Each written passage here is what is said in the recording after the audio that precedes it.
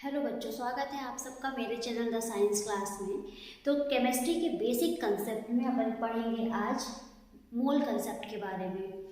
ठीक है, mole concept, atomic mass, molecular mass, इन सब के बारे में हम पढ़ेंगे और उनसे रिलेटेड कुछ क्वेश्चन सॉल्व करेंगे।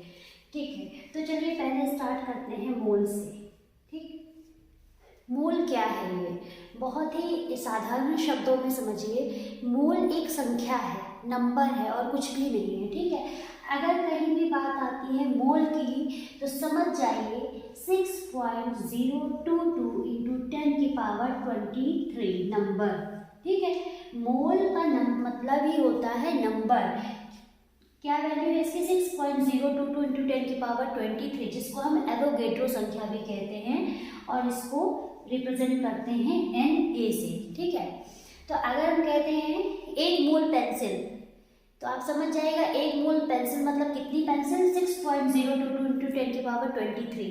एक मोल साइकिल 6.022 इंटू 10⁻23 साइकिल्स। ठीक है, जैसे एक डजन बनाना, तो बनाना को हम एक डजन में कर रहे हैं और डजन से हम क्या समझ रहे हैं? 12। सेम वैसे ही एक मोल मीन्स 6.022 इंटू 10⁻23 नंबर। ठीक है, 2 डजन यानी 2 दर्जन बनाना, यानी 12 इंटू 2 मोल, यानी 2 इंटू 6.022 इंटू 10⁻23। ठीक है, तो एक मोल एटम की कभी भी बात की जाती है, इसका मतलब एक मोल एटम मीन्स 6.022 इंटू 10⁻23 एटम्स की बात की जा रही है। ठीक, तो ये हो गया आपका मोल। ठीक है, मोल से आप क्या मतलब समझ गए? 6.022 इंटू 10⁻23 नंबर्स। ठीक है, इनको हम एवोगेड्रो संख्या भी कहते हैं। तो चलिए हम बात करते हैं अभी एटम की। ठीक, सबसे छोटा एटम। ठीक, कार्बन एटम की अगर हम बात करें तो कार्बन एटम का एटॉमिक मास या मास क्या होगा? कार्बन एटम का मास क्या होगा? तो हम सब जानते हैं कि जो मास होता है, किसी भी एटम का जो मास होता है, एटम या मॉलिक्यूल का, वो उसके नाभिक में केंद्रित होता है, न्यूक्लियस में केंद्रित होता है। और न्यूक्लियस में क्या पाए जाते हैं? प्रोटॉन और न्यूट्रॉन पाए जाते हैं। ठीक है, और सेल्स में क्या पाए जाते हैं? इलेक्ट्रॉन्स पाए जाते हैं। ठीक, तो कार्बन का परमाणु क्रमांक कितना होता है? 6 होता है। मीन्स उसमें 6 प्रोटॉन होंगे, 6 न्यूट्रॉन होंगे और 6 इलेक्ट्रॉन भी होंगे। ठीक है, लेकिन एटॉमिक मास जानने के लिए, किसी भी एटम का या मॉलिक्यूल का एटॉमिक मास जानने के लिए हमें प्रोटॉन और न्यूट्रॉन को प्लस करना पड़ता है। ठीक है, ये जरूरी है, इलेक्ट्रॉन को नहीं। क्यों? जो इलेक्ट्रॉन का मास होता है वो बहुत ही कम होता है, बहुत कम होता है, इसलिए हम उसको नहीं लेते हैं, हम प्रोटॉन और न्यूट्रॉन को लेते हैं। तो एक mass of 1 proton is equal to कितना होता है? 1.674 इंटू 10⁻24 ग्राम। ठीक है, मास ऑफ 1 न्यूट्रॉन होता है 1.674 इंटू 10⁻24 ग्राम। ठीक है, और मास ऑफ 1 इलेक्ट्रॉन होता है 9.1 इंटू 10⁻31 किलोग्राम, या फिर 9.1 इंटू 10⁻27 ग्राम। ठीक है, जो कि 10⁻31 या 10⁻27 जो कि बहुत कम है, किससे? प्रोटॉन और न्यूट्रॉन के मास से। कितना कम है? 1/1837 टाइम स्मॉलर देन प्रोटॉन। ठीक है, mass of electron is 1/1837 time smaller than mass of proton. ठीक है, तो ये बहुत छोटा है, इस वजह से मास के कैलकुलेशन में हम इलेक्ट्रॉन को नहीं लेते हैं। ठीक है, तो हमें क्या निकालना है? कार्बन एटम का एटॉमिक मास हमें मिल गया है, प्रोटॉन का और न्यूट्रॉन का मिल गया है। ठीक है, तो अब क्या करेंगे हम?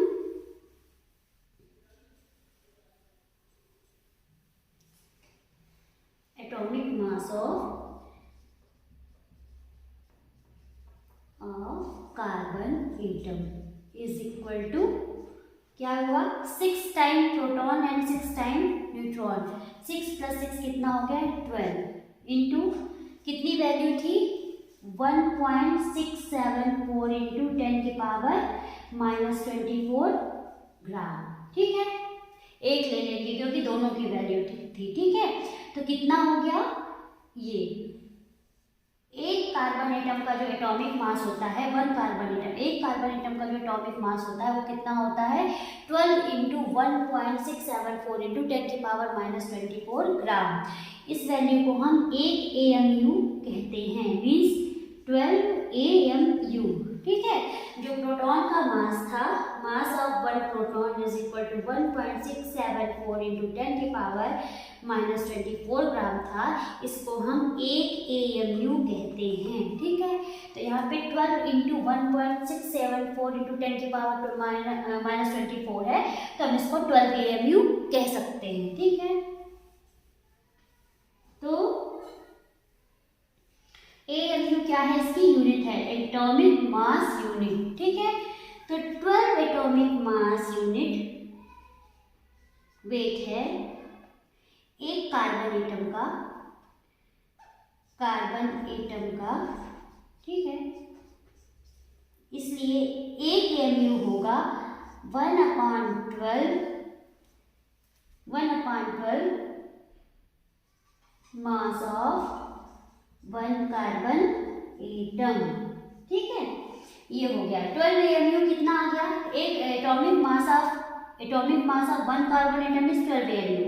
तो 12 AMU जो मास है कार्बन एटम का वो किसका है, एक एटम का है। ठीक है, इसलिए 1 AMU होगा 1/12 मास ऑफ वन कार्बन एटम। ठीक है, तो बटे में आ जाएगा। ठीक, 1 AMU बराबर क्या होता है 1/12 मास ऑफ वन कार्बन एटम। ठीक है, तो ये आपको यहाँ पे मिल गया।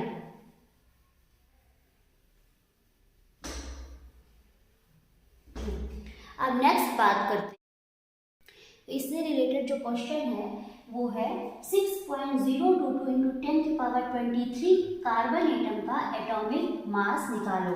Find mass of 6.022 into 10⁻23 carbon atom. ठीक है, हमको अब क्या निकालना है 6.022 इंटू 10⁻23 कार्बन एटम का एटॉमिक मास निकालना है। ठीक है, यहाँ से क्वेश्चन पकड़ेंगे और सॉल्व करेंगे।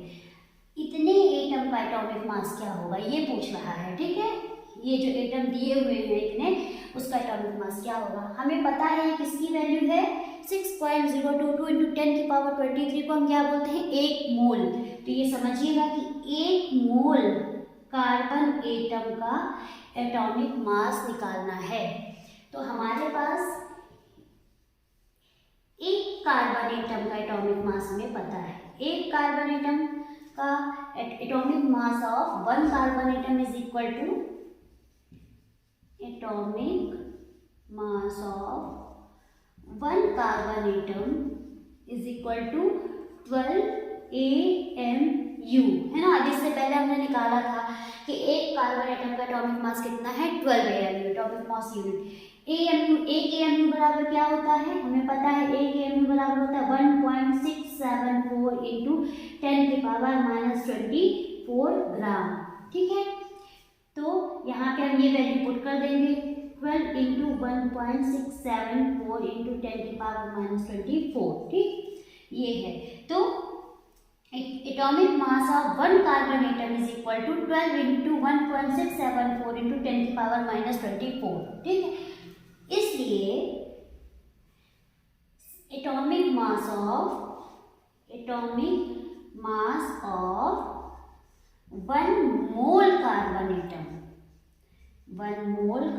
एटम इज इक्वल टू, ज़्यादा के लिए क्या होगा मल्टीप्लाई होगा 12 इंटू 1.674 इंटू 10⁻⁻24 इंटू 1 मोल, जो आपके क्वेश्चन में दिया गया है क्या 6.022 इंटू 10⁻23। ठीक है, इसको कैलकुलेट करेंगे तो आपका आता है 10 एंड इससे हो जाएगा -1, तो वैल्यू क्या आएगी 1, तो यहाँ क्या बचेगा 12। ठीक है, ये बचेगा 12, जिसको हम क्या लिखेंगे 12 molar atoms, 12 gram atomic mass. ठीक है, इसको हम क्या लिखेंगे 12 ग्राम एटॉमिक मास या 12 मोलर मास। ये क्या है मोलर मास कहलाएगा। ठीक है, जो कि एटॉमिक मास से ज़्यादा होगा। एटॉमिक मास क्या आया था 12 AMU। ठीक है, जो कि बहुत थोड़ा होता है, और हमें क्या मिल गया ग्राम एटॉमिक मास मिल गया, जो कि ज़्यादा होता है, बड़ा होता है, ग्राम मोलर मास मिल गया। तो यहाँ हमें क्या पता चला कि जब एक मोल की बात की जाएगी, एक मोल मतलब हमने पहले एक एटम लिया था। ठीक है, तो एक एटम का एटॉमिक मास क्या निकल के आ रहा था 12 AMU आ रहा था। लेकिन जब हमने बात की एक मोल की, है ना, तो एक मोल हमने ज़्यादा संख्या में लिया कार्बन एटम, मतलब एक मोल लिया 6.022 × 10⁻23 नंबर्स लिए कार्बन एटम के, तो उसका जो मास आएगा वो ज़्यादा आएगा। तो एक मोल कार्बन एटम का एटॉमिक मास कितना आएगा 12 ग्राम एटॉमिक मास या 12 मोलर मास। तो शॉर्ट में हम कह सकते हैं कि कहीं भी जहाँ पे एटॉमिक मास यूनिट दी हो, किसी भी एक एटम का एटॉमिक मास दिया हो जो कि AMU में हो, तो उसको मोलर मास में लाने के लिए हम वहाँ पे AMU को हटा करके ग्राम लिख देंगे या ग्राम एटॉमिक मास लिख देंगे। ठीक है, अगर एटॉमिक मास यूनिट पे एक एटम का मास दिया हुआ है तो हम यहाँ पे एटॉमिक मास यूनिट हटा करके ग्राम एटॉमिक मास या मोलर मास कर देंगे, बाकी ये वही रहेगा। ठीक है, तो ये शॉर्ट ट्रिक हो गई। चलिए इसी से रिलेटेड एक दूसरा क्वेश्चन कर लेते हैं, ज़्यादा अच्छे से क्लियर हो जाएगा। इसी में दूसरा क्वेश्चन है find mass of 6.022 × 10⁻23 oxygen atom. ठीक है, 6.022 × 10⁻23 ऑक्सीजन एटम का एटॉमिक मास निकालिए। ठीक है, ऑक्सीजन एटम का यानी 1 मोल ऑक्सीजन एटम का एटॉमिक मास निकालिए। Find the mass of 6.022 × 10⁻23 oxygen atom. ठीक है, अब देखिए एक ऑक्सीजन एटम का atomic mass of 1 oxygen atom is equal to, देखिए बात हो रही है ऑक्सीजन की, ऑक्सीजन का एटॉमिक नंबर कितना होता है 8 होता है, तो यानी कि 6 प्रोटॉन और 8 प्रोटॉन और 8 न्यूट्रॉन होंगे। इलेक्ट्रॉन को कंसीडर नहीं करेंगे, तो हमें कितना मिल जाएगा 16 इंटू क्या हो जाएगा 1.674 इंटू 10⁻⁻24। क्यों? क्योंकि mass of proton is equal to होता है 1.674 इंटू 10⁻⁻24। ठीक है, जो कि एक AMU के बराबर होता है, और यही न्यूट्रॉन का भी होता है। तो हम प्रोटॉन और न्यूट्रॉन की वैल्यू तो लिखेंगे, तो वैल्यू एक ही लिखी जाएगी, और 8 + 8 16 हो गया, तो हमारे पास क्या मिल गया 16 AMU। AMU की वैल्यू क्या है इतनी है, यानी एक AMU बराबर क्या होता है 1.674 इंटू 10⁻⁻24 ग्राम। ठीक है, तो ये हमें एटॉमिक मास यूनिट मिल गया। तो एक ऑक्सीजन एटम का मास कितना हो गया, mass of 1 oxygen atom, mass of 1 oxygen atom is equal to 16 AMU। चाहे तो आप यहाँ से डायरेक्ट बता सकते हैं कि find the mass of 1 mole oxygen atom. 1 mole oxygen atom का मास क्या हो जाएगा 16 ग्राम एटॉमिक मास या 16 मोलर मास। ठीक है, ज़्यादा के लिए ग्राम एटॉमिक मास या मोलर मास का यूज करेंगे, और एक के लिए निकालना था इसलिए एटॉमिक मास यूनिट एक के लिए आ गई थी। अब जब हम बात करेंगे कि 6.022 या 1 मोल के लिए क्या आएगा, तो वहाँ पे इसकी यूनिट मोलर मास AMU को हटा करके ग्राम या मोलर मास कर देंगे। और अगर डिटेल में निकालना है तो वही मेथड करेंगे कि एक एटम का अगर ऑक्सीजन के मास ऑफ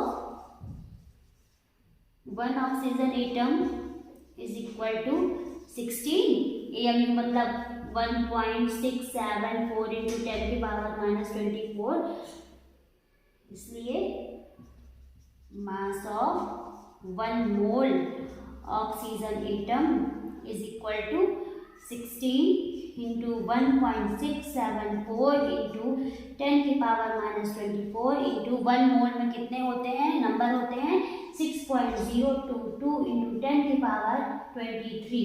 ठीक है, इसकी वैल्यू 10 आएगी, ये 1 आ जाएगा, तो पूरे की वैल्यू 1 आएगी और यहाँ पे आ जाएगा 16 ग्राम एटॉमिक मास या 16 मोलर मास। ठीक, तो यहाँ से एटम से रिलेटेड मोल कंसेप्ट और atomic mass, gram atomic mass आपका क्लियर होता है। एटॉमिक मास क्या हुआ, छोटा है, ग्राम एटॉमिक मास ज़्यादा के लिए हो रहा है। एक मोल मतलब ज़्यादा ले रहे हैं, एक एटम, हम एक एटम की बात कर रहे हैं केवल, और जब एक मोल की बात कर रहे हैं तो ज़्यादा संख्या की बात कर रहे हैं। ठीक है,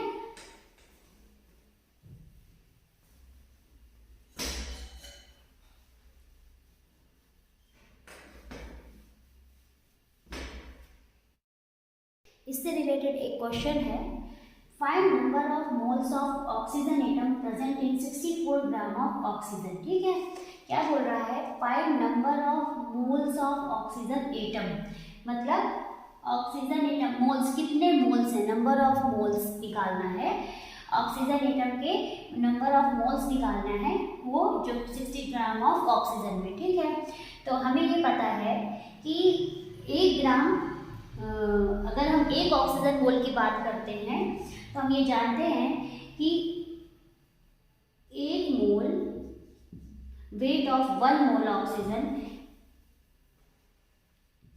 1 मोल ऑक्सीजन का वेट है, कितना आया था, 16 ग्राम। ठीक है, तो 16 ग्राम है, 16 ग्राम वेट है 1 मोल ऑक्सीजन का,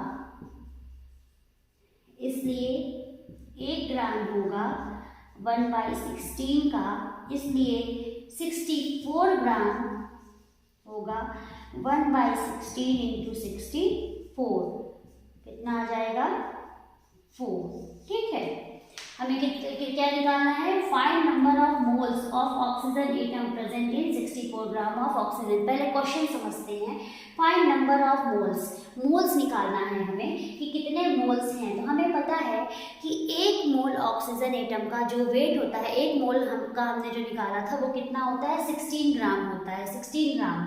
पूछ क्या रहा है, प्रेजेंट कितने, मतलब 64 ग्राम में ऑक्सीजन के कितने मोल हैं, 64 ग्राम जो हमारे पास ऑक्सीजन है उसमें ऑक्सीजन के कितने मोल प्रेजेंट हैं, ये पूछ रहा है। तो हमें पता है कि 1 मोल का होता है 16 ग्राम। ठीक, तो 16 ग्राम वजन होता है 1 मोल का, इसलिए 1 ग्राम का निकालेंगे तो 1/16 होगा और 64 ग्राम ज़्यादा के लिए भाग दे देंगे, मतलब 64 ग्राम ऑक्सीजन में 4 मोल ऑक्सीजन प्रेजेंट है। ठीक है, 4 मोल ऑक्सीजन प्रेजेंट है। इससे एक फॉर्मूला निकल के आता है, बस डिटेल में आप जान जाइए, उसके बाद न्यूमेरिकल्स में आपको फॉर्मूला बेस से फॉर्मूले का यूज करके आंसर लगा देने हैं। ठीक है, number of mole is equal to given mass upon molar mass. ठीक है, तो given mass upon molar mass, given mass क्या है, number of mole n is equal to given mass क्या है हमारा 64